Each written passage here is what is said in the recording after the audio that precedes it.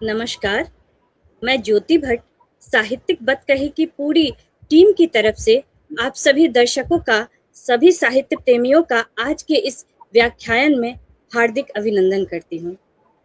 आज एक बहुत ही हर्ष की बात है कि हमारे सामने हिंदी साहित्य के युवा लेखक, आलोचक और शिक्षाविद डॉक्टर नीलांबुज सरोज जी मौजूद हैं। नीलांबुज सरोज जी हिंदी साहित्य के वर्तमान आलोचना में अपना कार्य बहुत अच्छे से कर रहे हैं। सर, आपका बहुत बहुत आभार कि आज के कार्यक्रम के लिए आपने समय निकाला। कल ही इस कार्यक्रम को होना था, पर किसी कारण से यह थोड़ा टल गया और कल के जगह आज हम इस कार्यक्रम को आज इस व्याख्यान को कंप्लीट कर रहे हैं। सर वर्तमान में वीर कुंवर सिंह विश्वविद्यालय में सहायक प्रोफेसर के तौर पे कार्यरत है। हम कार्यक्रम में आगे बढ़े उससे पहले आज जो व्यक्तित्व हमारे साथ मौजूद है, थोड़ा उनका व्यक्तिगत परिचय ले लेते हैं। जो भी पाठक, जो भी हमारे दर्शक आज नया जुड़ रहे हैं, कुछ तो इन्हें पहले से जानते होंगे और कुछ के लिए इनको जानना एक नवीन अनुभव होगा। सर का जन्म 7 जुलाई 1983 को असम में हुआ था। इनकी प्रारंभिक शिक्षा बलिया उत्तर प्रदेश में पूरी हुई। इसके बाद इन्होंने उच्च शिक्षा जेएनयू के भारतीय भाषा केंद्र में हिंदी विषय से किया, जहां इनका विशेष अध्ययन निराला से रहा है और निराला के प्रति इनका जुड़ाव, इनके व्यक्तित्व में, इनके एक एक पोस्ट कहिए आप, इनके एक एक संवाद कहिए, इनके विचारों से झलकता है। जैसा वैविध्य निराला के व्यक्तित्व में रहा था, वही वैविध्य सर के भी व्यक्तित्व में हमें दिखाई पड़ता है। और तत्पश्चात इन्होंने अपनी पीएचडी जो है वो भी जेएनयू से ही समसामयिक, सांस्कृतिक और आजादी के बाद के हिंदी कविता के विषयों पे पूरा किया। और सर का नाजिर अकबराबादी एक इबादत जनमन की शोध पुस्तिका भी उपलब्ध है। आप सभी से अनुरोध होगा, जो भी साहित्य प्रेमी हैं वो जाएं और इसको पढ़े और इस साथ में जो नाजिर अकबराबादी है, इनके रचनाओं से रूबरू हूँ। आज हम जिस विषय पे व्याख्यान के लिए उपस्थित हुए हैं वो है हिंदी सिनेमाई गीतों में मानवतावाद। हिंदी सिनेमा की जहाँ बात आती है तो केवल मनोरंजन तक सिनेमा नहीं रह जाता है, और जहाँ तक हिंदी सिनेमा, हमारे बॉलीवुड का बात है, बॉलीवुड आज विश्व स्तर पे अपना एक नाम रखे हुए हैं। और जब गीत, संवाद या साहित्य की कोई भी विधा आती है, वो विधाएं मानवता को किस तरीके से जगाने का काम करती है, इससे हम और आप सभी भली भांति परिचित है। अब मैं विशेष समय ना लेते हुए हमारे आज के जो अतिथि हैं, हमारे आज के जो वक्ता है, उन्हें ये मंच सौंपना चाहूंगी। सर, आपका स्वागत है। आप अपने विचार से हमें समृद्ध करें और हिंदी सिनेमाई गीतों में किस तरीके से मानवतावाद में चर्चा हुई है, इस पे अपने विचार रखें। और इस क्रम में कुछ बातें आती रहेंगी तो हम भी अपने प्रश्नों को आपके समक्ष रखते रहेंगे। मेरी आवाज ठीक से आ रही है ज्योति जी? जी सर, बिल्कुल। सबसे पहले तो आपका धन्यवाद साहित्यिक बतकही इस पेज का, पंकज ठाकुर जी का, अजय जी का मैं धन्यवाद ज्ञापित करता हूं कि उन्होंने एक ऐसे विषय पर बोलने का अवसर दिया है जिस विषय पर आमतौर पर अकादमिक हलकों में सोचना थोड़ा निषिद्ध सा माना जाता है। सिनेमा का विषय कुछ ऐसा है। हालांकि आज तस्वीर बहुत बदल गई है और देश के बड़े बड़े विश्वविद्यालयों में सिनेमा हिंदी साहित्य के अंतर्गत भी और इससे इतर भी उस पर अकादमिक अध्ययन हो रहे हैं। हमारा आज का जो विषय है हिंदी सिनेमाई गीतों में मानवतावाद। तो सबसे पहले तो एक बात स्पष्ट कर दिया जाए कि मानवतावाद एक ऐसी विचारधारा है, वाद लगा है चूंकि इसमें, कि यह अंतर्राष्ट्रीय स्तर पर हम इसे परख सकते हैं, देख सकते हैं, और देश की, राष्ट्र की जो एक विचारधारा होती है उसको ये कहीं भी अतिक्रमित न करते हुए विश्व बंधुत्व की बात करने वाली विचारधारा है। मूलतः हम मान सकते हैं कि पारलौकिक, अलौकिक, धार्मिक या जो ऐसी चीज़ें हैं जो आस्था पर आधारित हैं, मानव की आस्था पर, उनको बिना ठेस पहुँचाए यह तर्क, विवेक, रैशनैलिटी, मानव संवेदना, करुणा, इस तरह की भावनाओं पर यह विचारधारा आधारित है।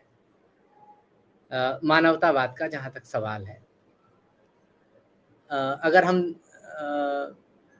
विचारकों के स्तर पर देखें तो हमारे आदि कवि वाल्मीकि जिन्हें कहा जाता है, उनका प्रथम श्लोक भी करुणा से उत्पन्न हुआ। वह मनुष्य मात्र की करुणा, वो दो क्रौंच पक्षियों को क्रीड़ारत देखकर उनके किसी बहेलिये के तीर से जब वो घायल हो गए तो उनके मन में जो श्लोक आया, माँ निषाद, आप सब जानते हैं, वहाँ से जो करुणा की धारा निकलती है। यह तो ये काव्य स्तर पर कही गई बात हो गई, लेकिन अगर हम वैचारिक स्तर पर देखें, थोड़ा हम आधुनिक काल की तरफ आते हैं, पुनर्जागरण की जो का आंदोलन हुआ यूरोप में, उस दौरान काफ़ी बड़े विचारक हुए जिन्होंने विशिष्ट के बरक्स साधारण को प्रतिष्ठित किया।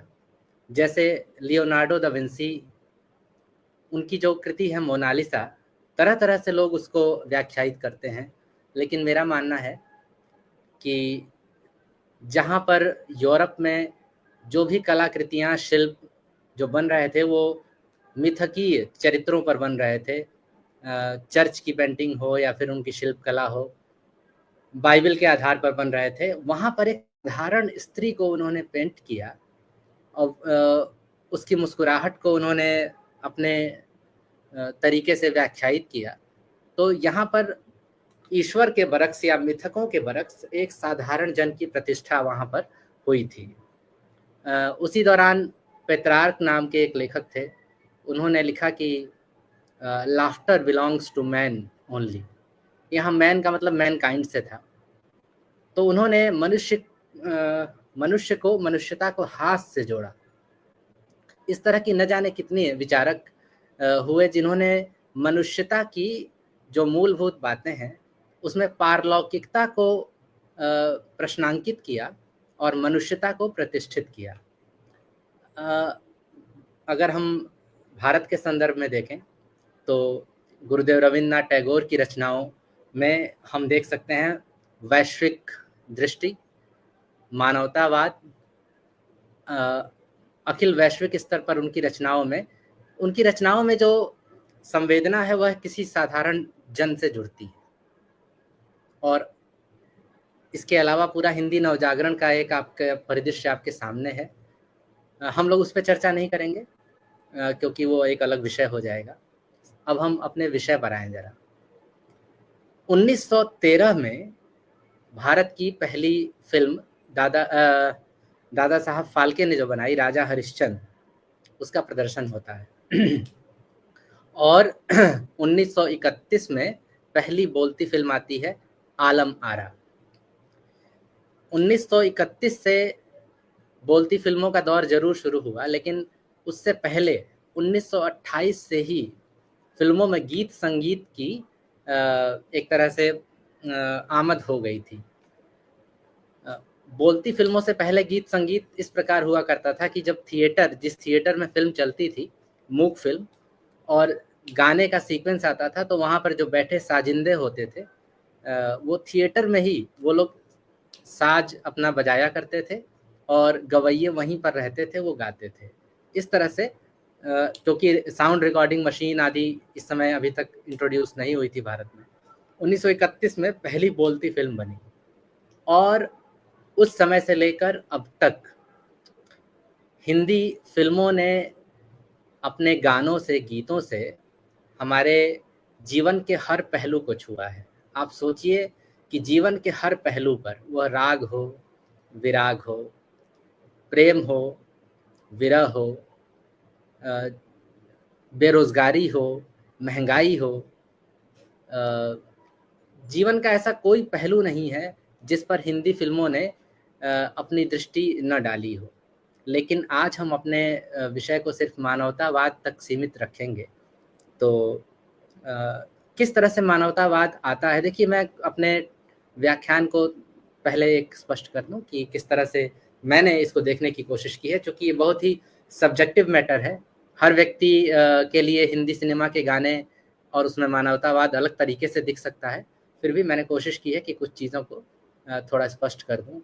तो मैंने मूलतः 1947 के पीरियड से, जब हमारा देश आज़ाद होता है, वहाँ से और अलग अलग कालखंडों के हिसाब से मैंने बात करने का अपना माध्यम चुना है। जैसे कि 1947 से लेकर हम 1965 तक या 60 के दशक तक हम एक कालखंड देख सकते हैं। 1960 से 1975, चूँकि 75 में आपातकाल लगता है और एक महत्वपूर्ण बिंदु है वो भारतीय राजनीति और समाज का। उसके बाद 1975 से हम 1992 तक, जब तक कि आर्थिक उदारीकरण नहीं होता, उसको हम रखेंगे। और 1992 से हम अब तक एक कालखंड के अंतर्गत रखेंगे। तो सबसे पहले देखिए, थोड़ी सी पृष्ठभूमि के तौर पर मैं बताऊं कि 1943 में एक फिल्म आई, किस्मत, अपने ज़माने की सबसे ब्लॉकबस्टर फिल्म थी। उसमें बहुत सारे मतलब पहलू थे जो भारतीय सिनेमा में पहली बार आए। मतलब अगर आज के दृष्टिकोण से देखें तो जिसको 100 करोड़ी फिल्म कहा जाता है, उस 100 करोड़ी अगर आज के मूल्य के हिसाब से देखें तो उस फिल्म ने बिजनेस किया था किस्मत फिल्म ने।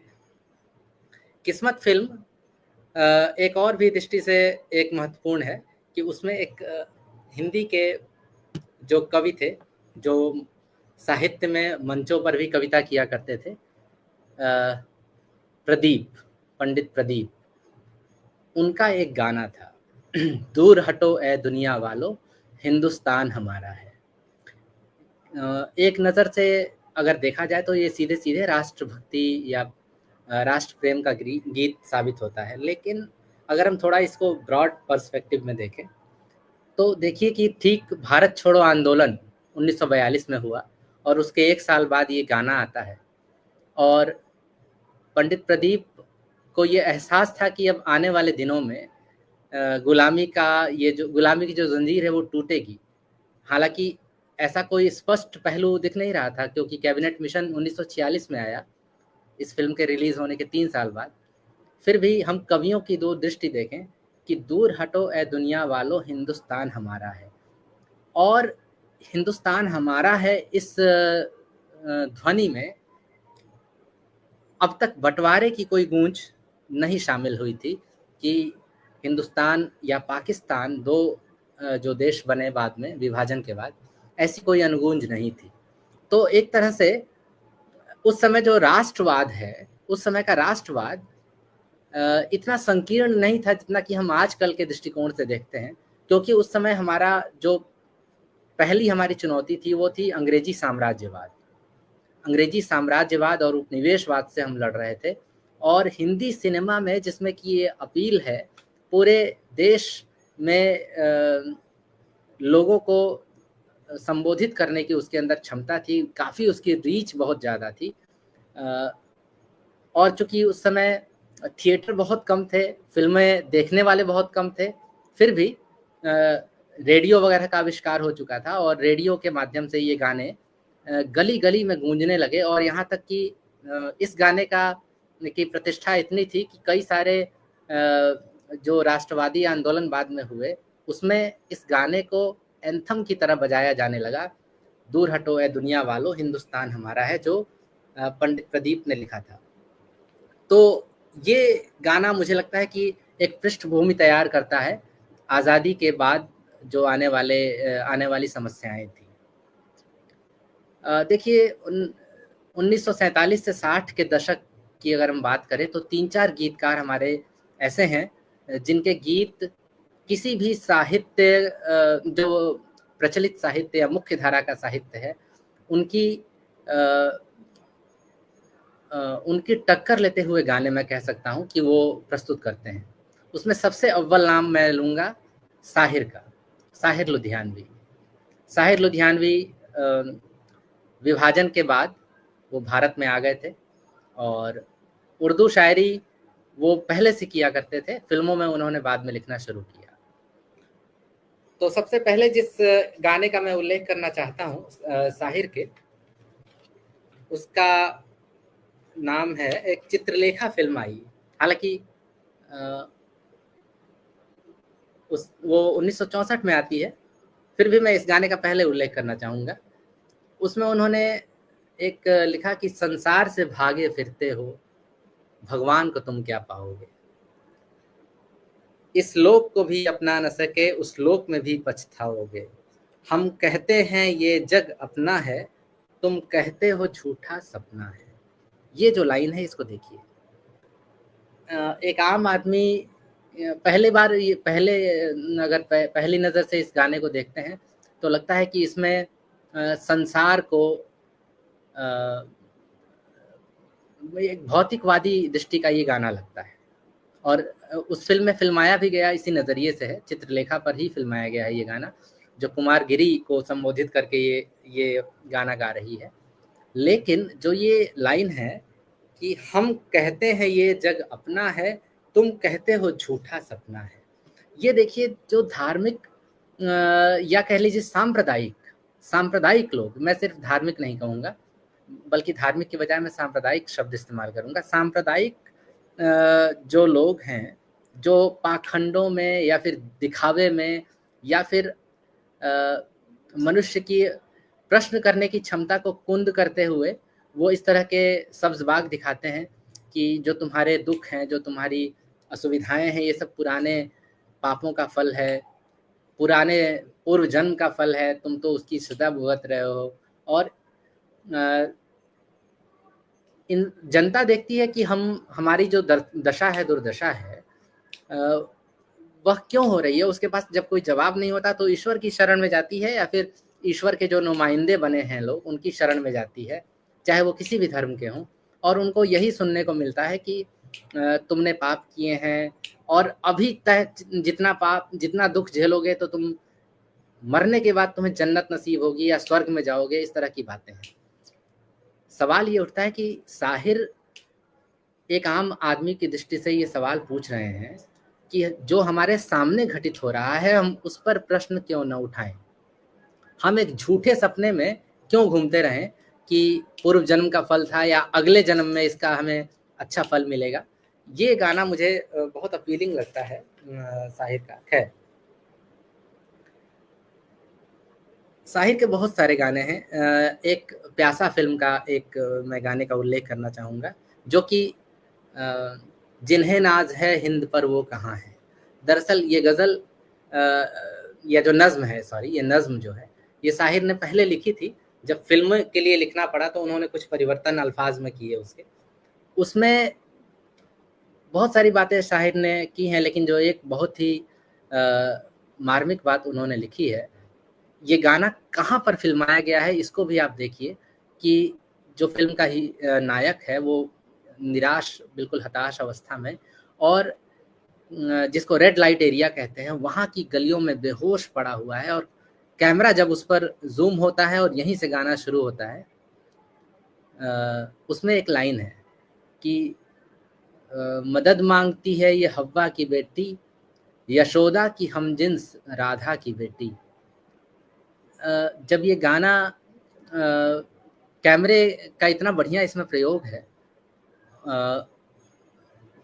कवि की चिंता क्या है, साहिर की चिंता क्या है कि वह किसी भी धर्म की लड़की हो, अगर इन गलियों में फंस जाए तो उसकी ज़िंदगी नर्क से बदतर है, और ऐसी स्थिति में न तो कोई ईश्वर और न तो कोई सरकार उसकी मदद कर रही है। इसलिए वो लिखते हैं कि जिन्हें नाज है हिंद पर वो कहाँ है। लोग, ये गाना जाहिर है कि 1957 में ये फिल्म आई थी, और उस समय पहले लोकसभा चुनाव भी हो चुके थे, और नेहरू जी जो पूरे देश के लोकप्रिय नेता थे और एक वैज्ञानिक दृष्टि रखने वाले व्यक्ति थे, उन पर ही सीधे सीधे या उनकी सरकार पर ये सवाल उठाया गया है। क्या आज भी उस तरह की स्थितियों से महिलाएं निकल पाई हैं? आज भी रेड लाइट एरिया कम नहीं हुए हैं बल्कि बढ़ते जा रहे हैं। सरकारों की, तमाम सरकारों की पाबंदियों को और इस तरह की चीज़ों को धता बताते हुए महिलाओं का शोषण आज भी जारी है। साहिर ने उस ज़माने में ही इस चीज़ को मुख्य धारा में इस सवाल को उठा दिया था। फिल्म, अच्छा देखिए, फिल्मी गीतों की अपील क्यों इतनी ज़्यादा है? क्योंकि एक बहुत बड़ा सवाल है भाषा का। भाषा के सवाल पर हमारी संविधान सभा में भी खूब बहस हुई। उसके बाद भारत जब आज़ाद हुआ तो भारतीय राज्यों का पुनर्गठन भी भाषाओं के आधार पर हुआ, जिसमें काफ़ी हिंसा भी हुई और कई लोगों की जानें भी गई। लेकिन ये आंदोलन जो था, ये सिनेमा की भाषा के लिए कभी नहीं था। सिनेमा का कभी प्रतिकार इस तरह से नहीं हुआ। वह आंदोलन था सरकारी कार्यालयों में हिंदी के प्रयोग को लेकर। बहुत सारे लोग इसमें प्रणाम कर रहे हैं और मैं सबका उत्तर नहीं दे पा रहा हूँ। मैं एक साथ सबको प्रणाम कर रहा हूँ। आप लोग बिल्कुल ऐसा ना समझे कि मैं किसी की अवज्ञा कर रहा हूँ। शुक्रिया। बस ध्यान न भटके, इसके लिए मैं उधर नहीं जाता। तो जो हिंदी फिल्मी गाने हैं, उन्होंने हिंदी भाषा के रूप में हिंदी, या बल्कि हिंदुस्तानी कहना ज़्यादा उपयुक्त होगा, उसकी लोकप्रियता बढ़ाने में सिनेमा और इस तरह के गानों की बहुत ही विशिष्ट भूमिका है। देखिए, पूरी फिल्म देखना भी किसी के लिए संभव नहीं होता, लेकिन गाने जो होते हैं वो आप बस में चलते हुए, और आज ही नहीं, पहले के ज़माने से रेडियो चूँकि सब जगह उपलब्ध था, तो दक्षिण भारत में मैक्सिमम जो हिंदी प्रचलित हुई है, उसका श्रेय मैं देता हूँ हिंदी फिल्मी गानों को, और इस तरह के फिल्मी गानों को जिन्होंने पूरे देश की समस्याओं को एक तरह से एड्रेस किया है। अब अगर चल रही है इस तरह की बात, तो मैं एक और फिल्म का नाम लूँगा, बिमल रॉय की 1953 में आई 2 बीघा ज़मीन। उसमें शैलेंद्र जी ने गाने लिखे। दूसरे जो हमारे सबसे महत्वपूर्ण गीतकारों में से एक है, हालांकि हर व्यक्ति का अपना नज़रिया है, लेकिन मुझे लगता है साहिर, शैलेंद्र, मजरूह सुल्तानपुरी, कैफ़ी आज़मी, आनंद बख्शी, राजेंद्र कृष्ण, तमाम लोग हैं, लेकिन सबके अपने अपने कुछ लोग प्रिय होते हैं। तो उसमें एक गाना है मौसम बीता जाए। तमाम गाने हैं। 2 बीघा ज़मीन में शैलेंद्र गाने लिख रहे हैं। शैलेंद्र वैचारिक गाने लिखने के लिए जाने जाते थे, और उतने ही अच्छे उन्होंने प्रेम गीत लिखे हैं, उतने ही अच्छे उन्होंने चुलबुले गीत लिखे हैं। तिरछी नज़र है, पतली कमर है, ऐसा गाना भी जो बिल्कुल ही लेमैन या पॉपुलर सॉन्ग की श्रेणी में आता है। उनकी पहली ही फिल्म बरसात के लिए उन्होंने ये लिखा था। लेकिन उसी व्यक्ति ने जब लिखा मौसम बीता जाए, और किसानों की पीड़ा को उन्होंने कैसे समझा, इस गाने से समझा जा सकता है, मौसम बीता जाए। और इसका जो फिल्मांकन किया है विमल रॉय ने, बलराज साहनी, निरूपा राय, इस तरह के अभिनेताओं पर इस फिल्म को फिल्माया गया। एक कवि, चाहे वो फिल्मी गीतकार हो या कैसा भी वो कवि हो, अगर मनुष्य की संवेदना को न पकड़ पाए तो उसके शब्दों की जो अर्थवत्ता है वो कम हो जाती है। शैलेंद्र के यहाँ इस चीज़ की कोई कमी नहीं है। आप देखिए कि एक और वो गाना लिखते हैं, एक फिल्म आई है, बहुत ही कम प्रचलित फिल्म है, एक मिनट में उसका थोड़ा रेफरेंस लेना चाहूँगा। उजाला 1959 की एक फिल्म है, जिसमें ये गाना एक लिखा है, सूरज ज़रा आ पास आ, आज सपनों की रोटी पकाएंगे हम। शम्मी कपूर की फिल्म है और 1959 की फिल्म है ये। उसमें एक लाइन है, चूल्हा है ठंडा पड़ा और पेट में आग है, गर्मा गर्म रोटियां कितना हंसी ख्वाब है। ये शैलेंद्र लिखते हैं। चूल्हा है ठंडा पड़ा और पेट में आग है, मुझे इन लाइंस को पढ़ते हुए उसी दौर के जो हमारे प्रगतिशील कवि नागार्जुन की कुछ पंक्तियां याद आ जाती हैं कि नागार्जुन लिखते हैं, पूस मास की धूप सुहावन, रोटी नहीं पका सकती है, चावल नहीं सिझा सकती है, जहां कहीं से एक अठन्नी लानी होगी, वरना इस चूल्हे के मुख पर फिर मकड़ी का जाला होगा। और इस गीत में शैलेंद्र लिख रहे हैं कि चूल्हा है ठंडा पड़ा, पेट में आग है। भूख का जो चरित्र है वह न तो बंबई में बदलता है, न तरौनी गांव में बदलता है, न तो वो मदुरई में बदलेगा और न तो वो पंजाब के अमृतसर में बदलेगा। कहीं भूख का जो चरित्र है, और ये वो दौर था जब भारत में अनाज की कमी हुआ करती थी, स्कैरसिटी, और भारत विदेशों पर निर्भर रहा करता था कृषि के क्षेत्र में। भूख की समस्या वास्तव में बहुत बड़ी थी। उस दौर में शैलेंद्र लिख रहे हैं कि गर्मा गर्म रोटियां कितना हंसी ख्वाब है। एक हसीन ख्वाब रोटी के दिखाए जाते हैं। रोटी का मतलब आप सिर्फ रोटी से न लगाएं, इसमें रोजगार भी आप जोड़ दें। तो सरकार का काम है कि वो ख्वाब दिखाती है और जनता उस ख्वाब के पीछे पीछे भागती है। भले उसका पेट खाली हो, लेकिन उसके सपनों में वो जो रोटी आती है वो उसको चलाती रहती है। भारत की बहुसंख्यक जनता का यही मतलब एक तरह से उनकी परिस्थिति यही थी कि उनके चूल्हे ठंडे थे, उनके पेट में आग थी, और उनके सपनों में हसीन रोटियां आती थी। 1959 की ये फिल्म उजाला। इसी क्रम में साहिर के एक गाने का मैं फिर से उल्लेख करूंगा। अब ये जो दौर है थोड़ा सा बदलता है। देखिए 1965 के बाद मैंने कहा कि नेहरू जी की मृत्यु 64 में होती है। उसके बाद शास्त्री जी प्रधानमंत्री बनते हैं। उसके बाद तमाम परिवर्तन आते हैं देश में। उस दौर की एक गीत है जो साहिर का लिखा हुआ है। नील कमल फिल्म एक आती है 1968 में। मन्ना डे की आवाज में साहिर का लिखा हुआ गाना है, खाली डब्बा खाली बोतल ले ले मेरे यार, खाली से मत नफरत करना, खाली सब संसार।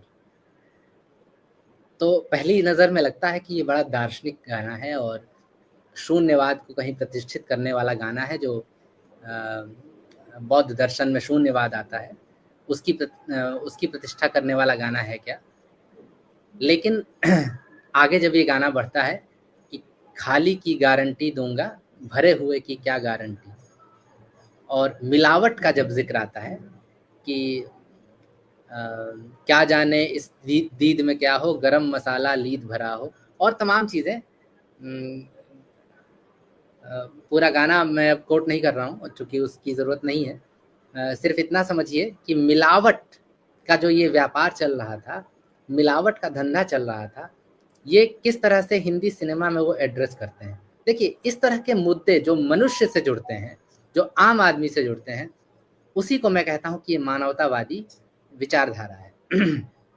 और कई बार हिंदी के कवियों ने भी इस तरह के मुद्दों को शायद बहुत हल्का जानकर कम उठाया हो। इसी तरह का एक और गाना है जो कि 1974 में आता है। 1974 वह गाना है रोटी कपड़ा और मकान फिल्म का, वर्मा मलिक का लिखा हुआ। बाकी कुछ बचा तो महंगाई मार गई। मैं इस गाने को थोड़ा सा कोट करना चाहूँगा। शक्कर में आटे की मिलाई मार गई, पाउडर वाले दूध की मलाई मार गई, जनता जो चीखी चिल्लाई मार गई, बाकी कुछ बचा तो महंगाई मार गई। जनता जो चीखी चिल्लाई मार गई, यही लाइन एक ऐसी थी इस गाने की जिसने मुझे आकर्षित किया कि 1974 में ये गाना लिखा जा रहा है, जबकि आपातकाल अभी लागू नहीं हुआ है, इंदिरा गांधी का शासन चल रहा है, बहुत लोकप्रिय नेत्री थी। 1971 में बांग्लादेश के विभाजन के बाद उनकी लोकप्रियता चरम पर थी, लेकिन एक गीतकार को यह लिखने से वो कोई नहीं रोक सका कि महंगाई किस कदर बढ़ गई है, मिलावट किस कदर बढ़ गई है और जनता पर जुल्म किस तरह बढ़ गया है। 1974 में ये गाना लिख रहे हैं कि जनता अगर कुछ उसका विरोध करती है तो उसे भी शोषण का शिकार बनाया जाता है, उस पर जुल्म किया जाता है, लाठी चार्ज और तमाम चीज़ें। क्या इस परिस्थिति में, आज की परिस्थिति में भी ये गाने आप देखें कि उन परिस्थितियों में परिवर्तन नहीं आया है। आज भी जनता अगर कोई प्रश्न पूछ रही है तो उसे दमन का शिकार होना पड़ रहा है, जबकि हम कहते हैं कि आज हमने मतलब हम कितने आज़ादी के लगभग 80 साल होने को हैं और 1974 से भी हम काफ़ी आगे बढ़ चुके हैं, 50 साल उस चीज़ को भी हो गए, 50 से ज़्यादा। लेकिन जनता आज भी प्रश्न उठाती है तो उसे तमाम तरह से चुप कराया जाता है सत्ता के द्वारा। तो कहने का मतलब है कि लेकिन आजकल इस तरह के गाने सुनने को ज़रा कम मिलते हैं कि जिसमें स्पष्ट रूप से सत्ता का विरोध किया जाए। हालांकि अभी मैं आऊँगा उस पर, ऐसा नहीं है कि उस समय ऐसे गाने नहीं हैं, नए गानों में भी इस तरह की बहुत सारी बातें हैं।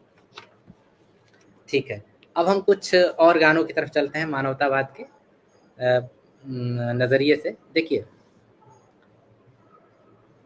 एक मानवतावाद का पहलू है कि जो स्त्री के दृष्टिकोण से हिंदी सिनेमा में स्त्रियों की व्यथा, स्त्रियों की दुर्दशा पर अभी मैंने एक गाने का उल्लेख किया था प्यासा फिल्म के, जिन्हें नाज है हिंद। हालांकि वो गाना पूरी तरह से स्त्री पर केंद्रित नहीं है, लेकिन 1958 में एक और फिल्म आती है साधना, उसमें भी साहिर लुधियानवी का ही एक गाना है। वो लिखते हैं कि औरत ने जन्म दिया मर्दों को, मर्दों ने उन्हें बाजार दिया। फिर से वही बात, औरत को एक कमोडिटी की तरह समझना और उसके शरीर को बाजार की वस्तु समझना, ये हालांकि जिस प्रवृत्ति की बात हो रही है वह प्रवृत्ति तो बहुत ही पुरानी है। वेश्यावृत्ति का अगर हम कहें तो शायद सभ्यता के साथ साथ भी, जब सभ्यता, मानव सभ्यता का जब से जन्म हुआ तब से इस चीज़ का प्रमाण मिलता है। लेकिन जब हम आधुनिक लोकतंत्र की बात करते हैं तो क्या हमने स्त्री को बाजार की वस्तु बना देने में कोई कसर छोड़ी है, इसका साहिर अनुमान लगाते हैं। और फिर देखिए देखिए ये जो व्यवस्था है उसमें सत्ता का, समाज का क्या उसमें रोल है, इस पर सवाल उठना चाहिए। और इसीलिए वो लिखते हैं कोई भी अगर दुर्व्यवस्था है तो अपने आप वो जन्म नहीं लेती है, विसंगतियों से जन्म लेती है। लेकिन उन विसंगतियों का आधार क्या है? उन विसंगतियों का आधार क्या आध्यात्मिक है या फिर भौतिक है, सामाजिक है? कोई उसके राजनीतिक पहलू हैं क्या, कोई उसके सामाजिक पहलू हैं क्या? इस पर विचार हमें करते रहना चाहिए जब हम इस तरह के सवालों से रूबरू हों।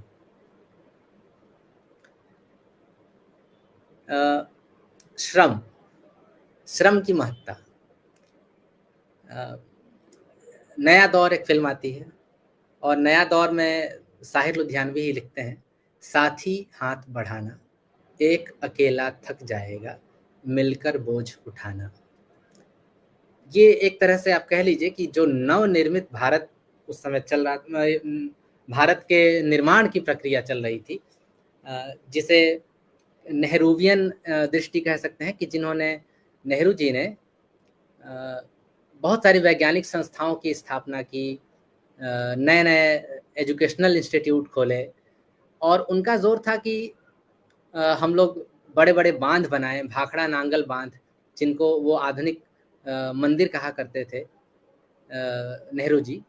तो उसी मैंने उस दौर में इतना निर्माण कार्य चल रहा है तो जाहिर है कि निर्माण कौन करेगा? तरह तरह के सभी लोग उसमें शामिल होते हैं, इंजीनियर से लेकर मजदूर तक और तमाम लोग। लेकिन मजदूरों के नज़रिए से इस व्यवस्था को देखना, ये एक सर्वहारा का मानवतावाद हुआ। देखिए, मानवतावाद भी अलग अलग हो सकता है। कोई व्यक्ति अगर ऊपर से चीज़ को देखेगा तो उसका दृष्टिकोण अलग होगा, जब वह नीचे से उसको देखेगा पहलू को तो उसका दृष्टिकोण अलग होगा। और जाहिर सी बात है कि जो व्यक्ति समाज के निचले हिस्से पर बैठकर और ऊपर की तरफ जब देखेगा तो वहाँ से जो हमारे समाज का पिरामिड है वो ज़्यादा अच्छा नज़र आएगा। तो मज़दूरों के दृष्टिकोण से भी हम इस गाने को देख सकते हैं कि साथी हाथ बढ़ाना एक अकेला थक। हालाँकि इसमें जो मज़दूरों के होने वाले शोषण को छुपा लिया गया है, इस गाने में उतना स्पष्ट समझ में नहीं आता। फिर भी हम इतना तो मान सकते हैं कि सर्वहारा वर्ग के आपसी सद्भाव को लेकर ये गाना लिखा गया है।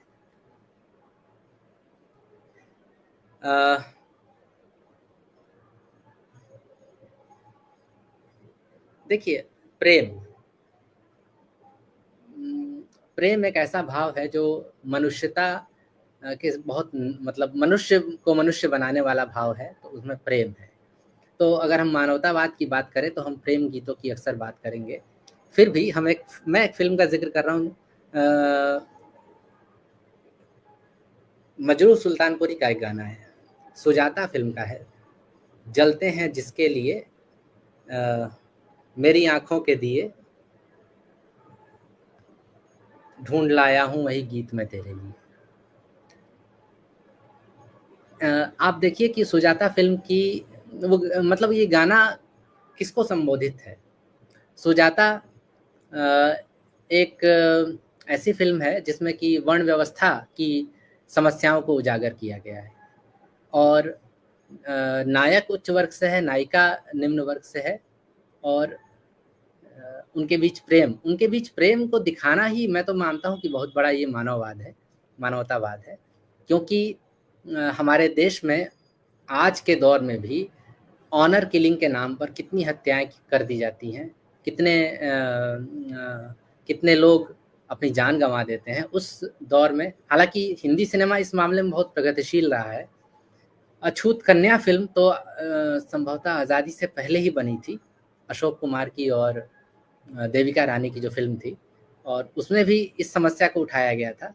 सुजाता में भी इस समस्या को उठाया गया है। लेकिन जब ये गाना हम सुनते हैं, जलते हैं जिसके लिए मेरी आंखों के दिए, ढूंढ लाया हूँ वही गीत मैं तेरे लिए, तो प्रेम का उदात्त स्वरूप हमारे सामने आता है। प्रेम का एक ऐसा स्वरूप जिसमें कि वर्ण व्यवस्था को तोड़ने का साहस है और नायिका के सौंदर्य पर वैसे बहुत सारे गाने लिखे गए हैं, लेकिन मुझे ये गाना बहुत पसंद है उनमें से।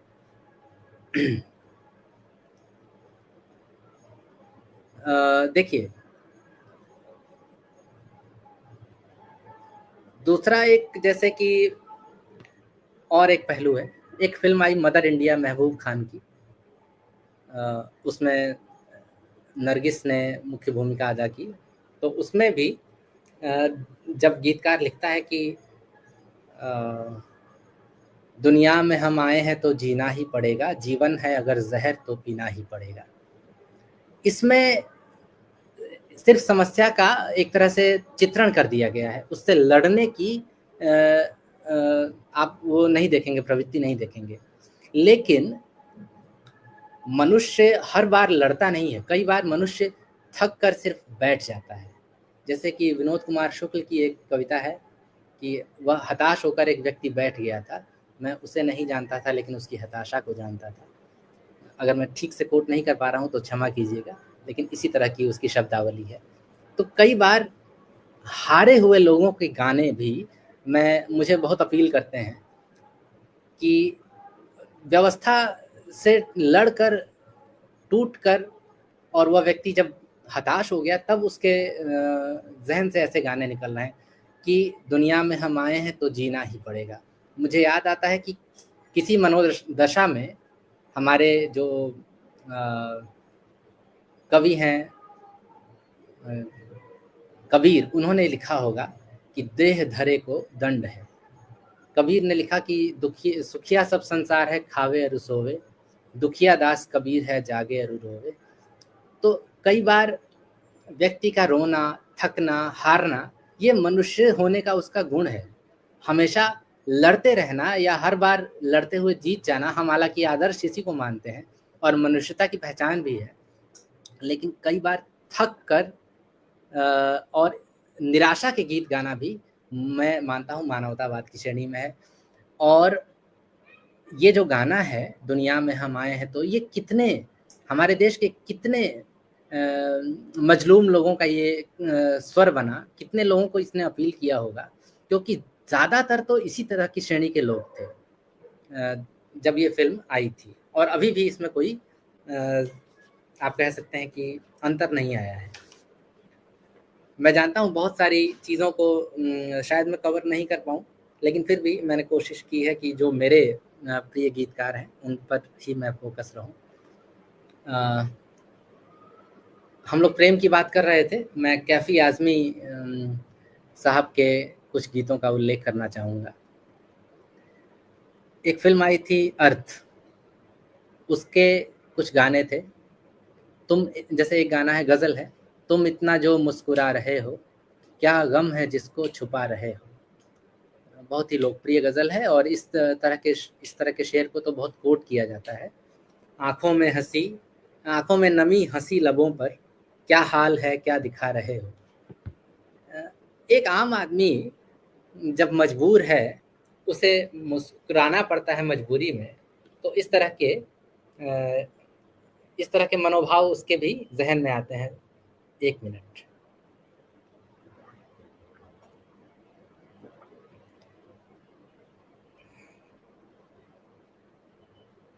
इस गाने में जो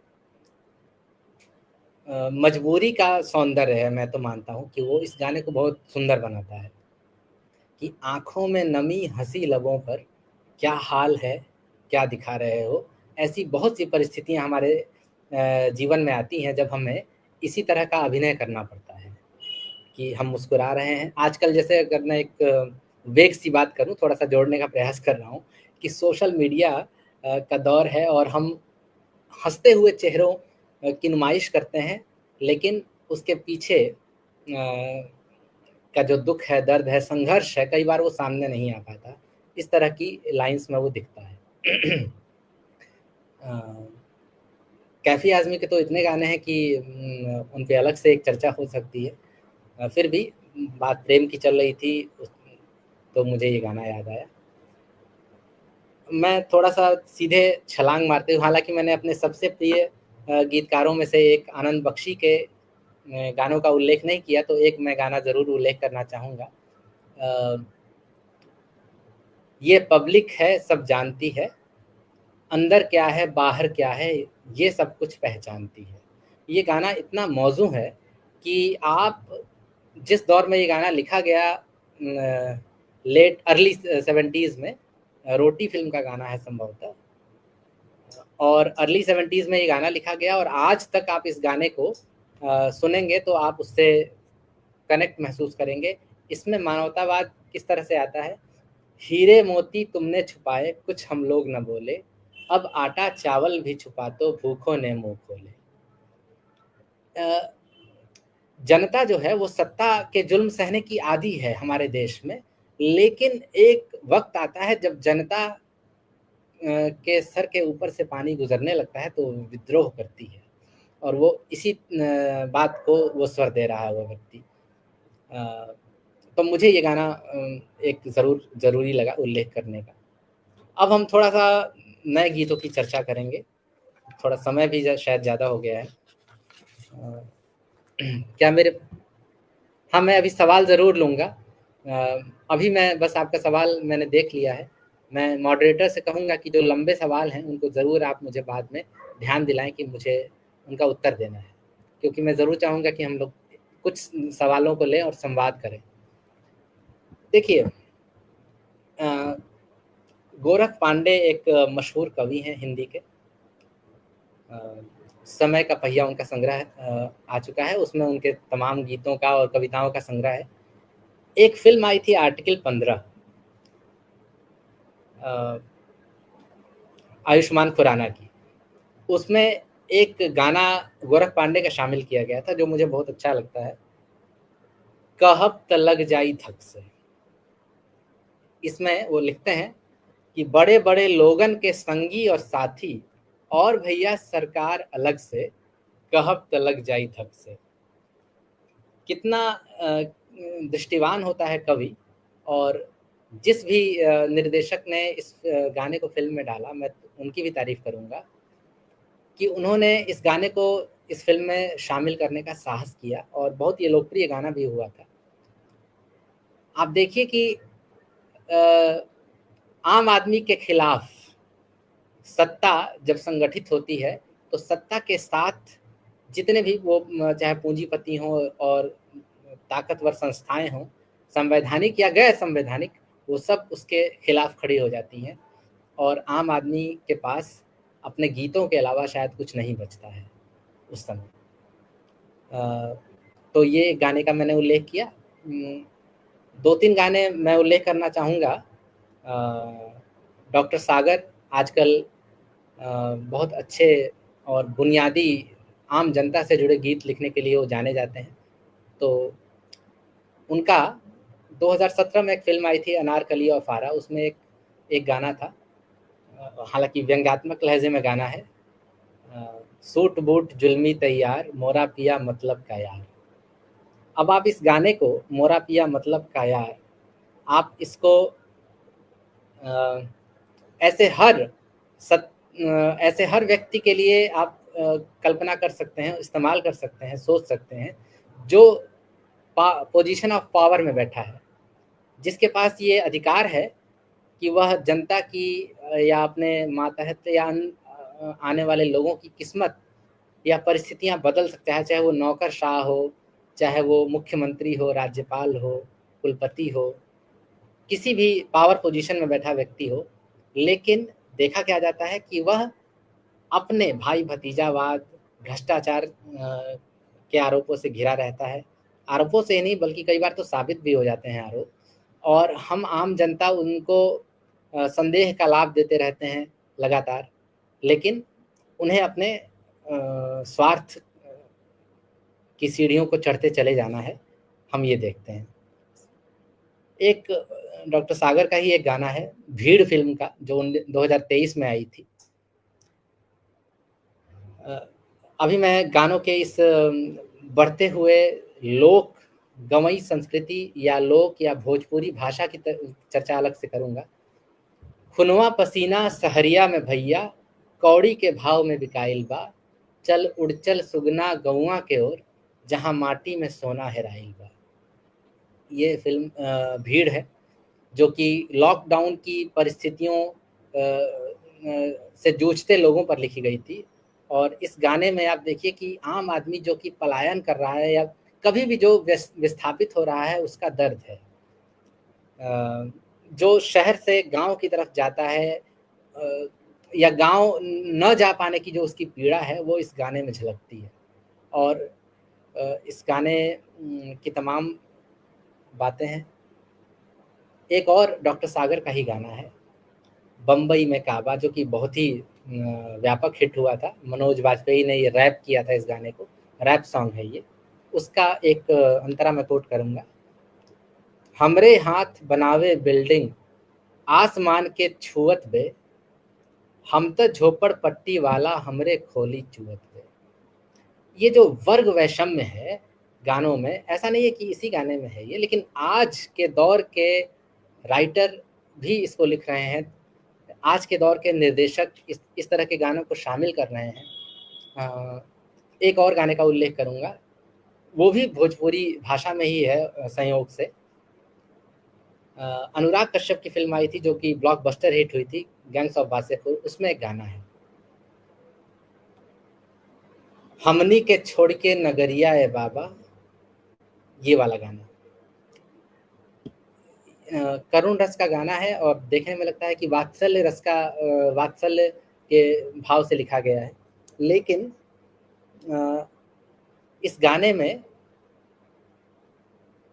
जो आम व्यक्ति की पीड़ा है कि किस तरह से परिवार टूट रहे हैं, किस तरह से हाँ, किस तरह से परिवार टूट रहे हैं, किस तरह से लोग अपनी मूल भूमि को छोड़कर उन्हें रोजगार के चलते या किसी भी कारण से अलग जाना पड़ता है, जो ये पीड़ा है, इस तरह की संवेदना को उठाने में आज के गीतकार सक्षम हैं।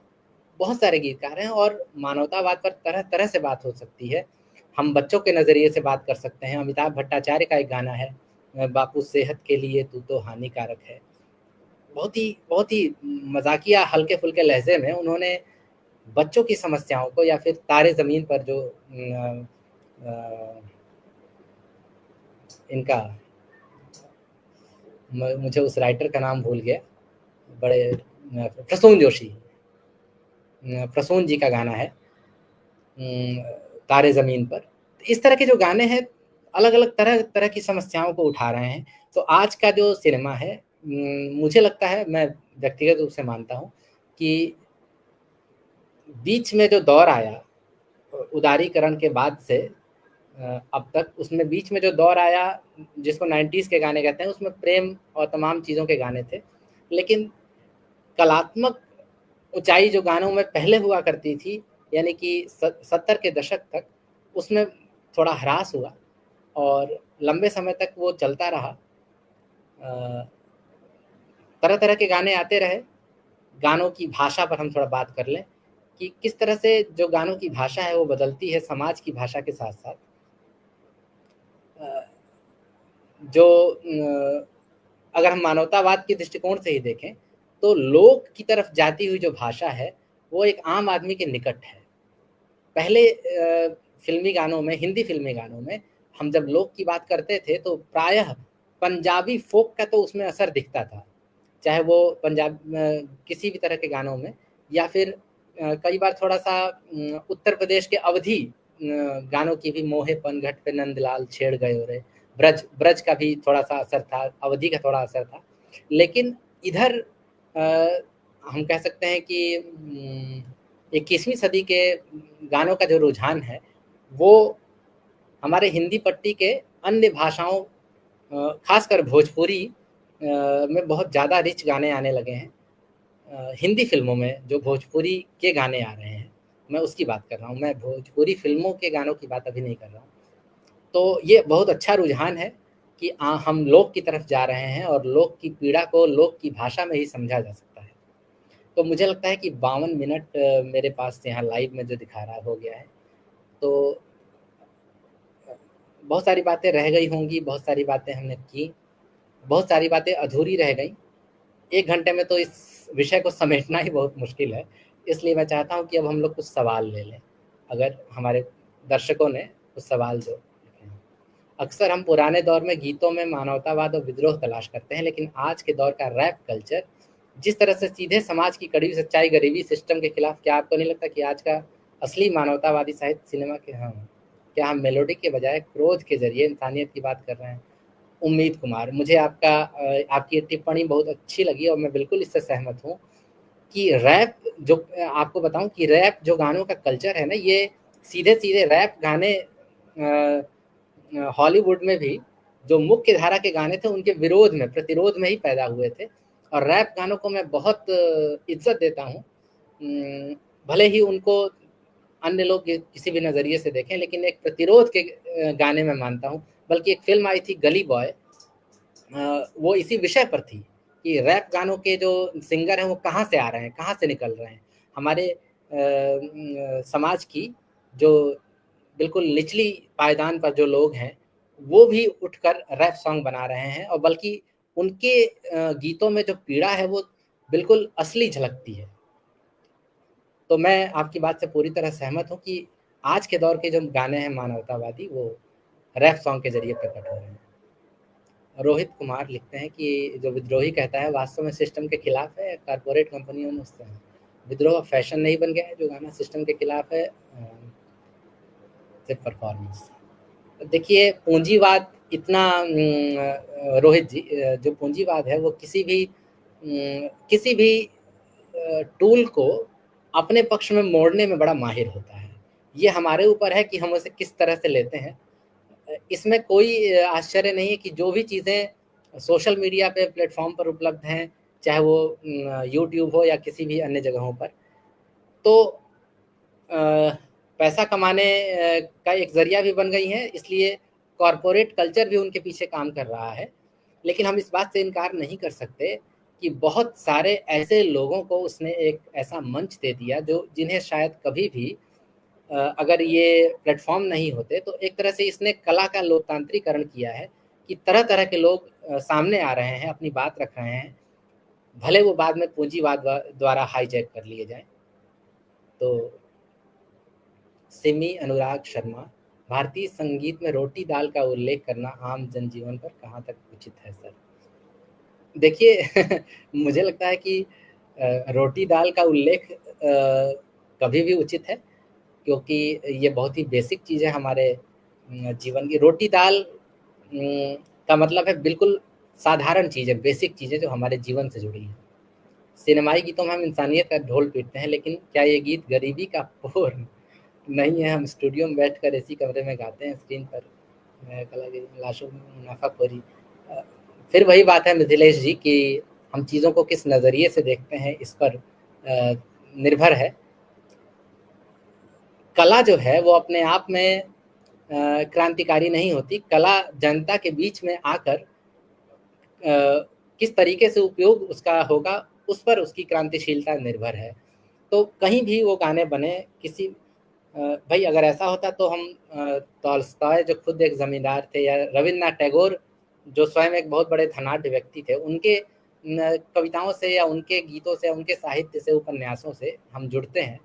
तो हम इसके गरीबी का पूर्ण थोड़ा-सा ये मुझे लगता है कि अतिवाद हो जाएगा ये कहना, क्योंकि ये कहना उन लोगों के खिलाफ जाएगा जो वाक़ई में मेहनत कर रहे हैं, जो जिन्होंने फुटपाथ की धूप झेली है, धूल झेली है खेतों की, और बाद में वो किसी मुकाम पर पहुँचे हैं, अपनी उस अनुभव को लिख रहे हैं अगर एसी कमरों में बैठकर, तो मैं उसे बुरा नहीं मानता, मैं उसकी सराहना करता हूँ, क्योंकि आखिर हमें अनुभव तो कहीं न कहीं से लेने हैं। और कोई सवाल है क्या? या और कोई टिप्पणी कोई करना चाहे? बहुत बहुत धन्यवाद सर, आपने जिस तरीके से ये हमारे हिंदी सिनेमाई गीतों में मानवतावाद के हर एक आयाम पे चर्चा की है।